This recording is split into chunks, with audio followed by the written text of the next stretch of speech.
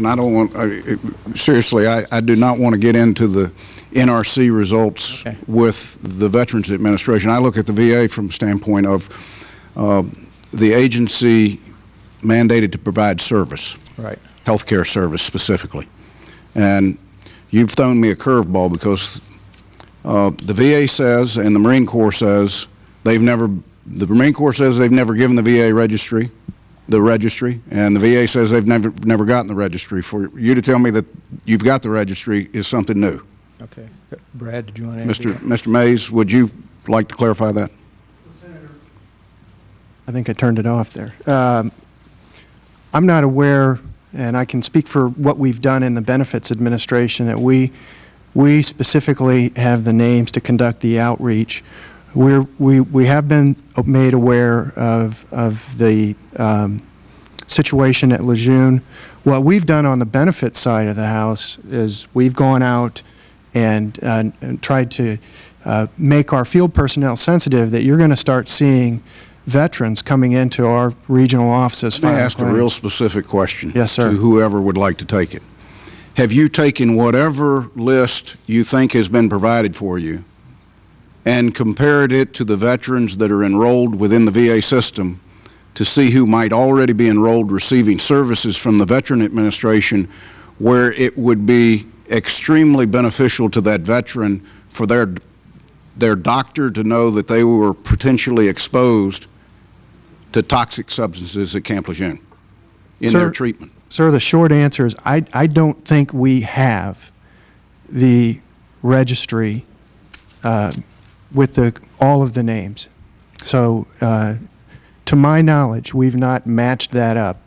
Well, let me go to the logical next question. Yeah, I know what it is. Isn't that essential to the performance of your job, the delivery of health care to individuals?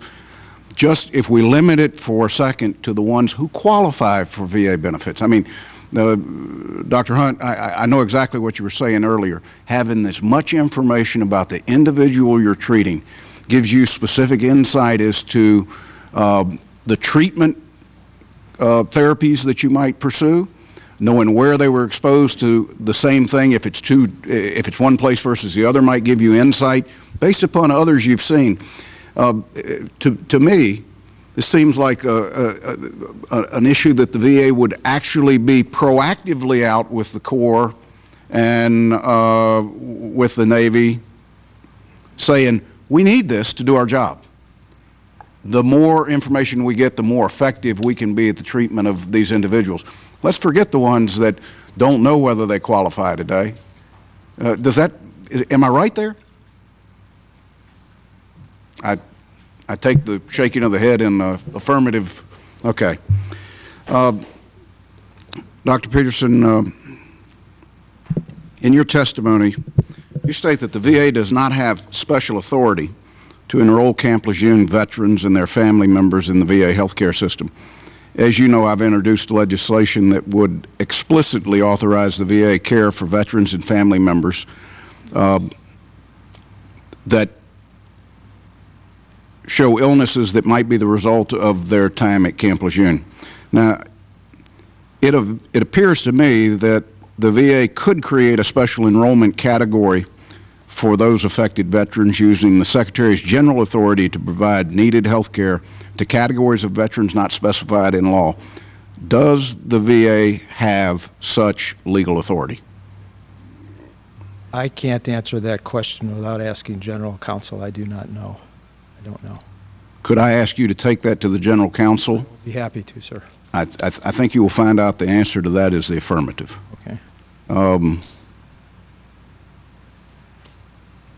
And if that's the case, and I won't pose this in the form of a question, I'll pose it in the form of a statement. Why would we rather wait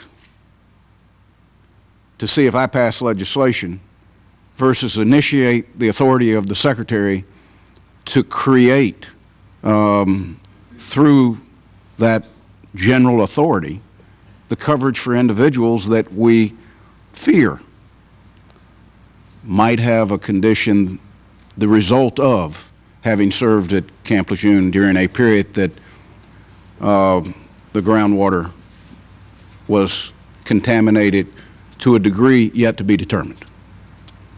Okay?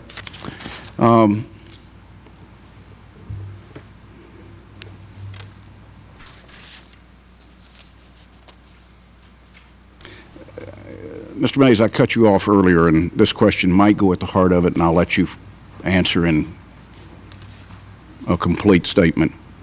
If veterans who have evidence that they were stationed at Camp Lejeune, have evidence that they have one of the diseases that might be the result of that contaminated water, how does VA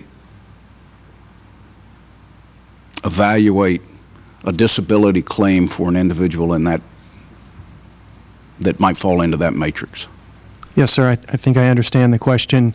At the present time, we need evidence, of course, that they have the disease, and then we would put them at Camp Lejeune, which we would certainly not question if they were at Camp Lejeune during the affected period, that they were clearly exposed to whatever was in the water. They would be drinking and bathing and using the water.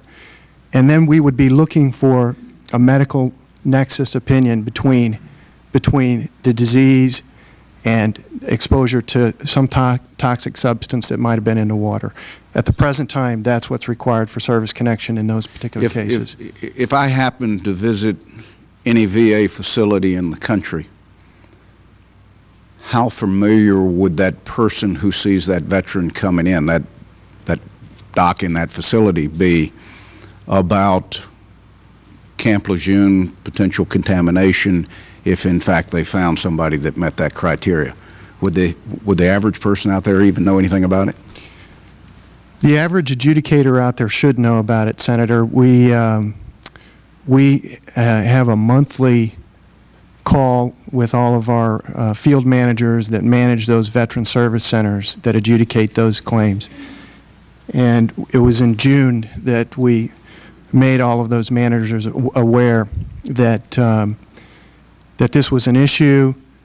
We had anecdotal evidence that people were coming in and filing claims, that they needed to be sensitive to this, and that in fact they had to sympathetically view those claims, order an exam if it's necessary, but at the end they would still need the disease exposure at Lejeune and then that nexus opinion. So they should be. I take for granted somewhere there exists a memorandum stating that information to them.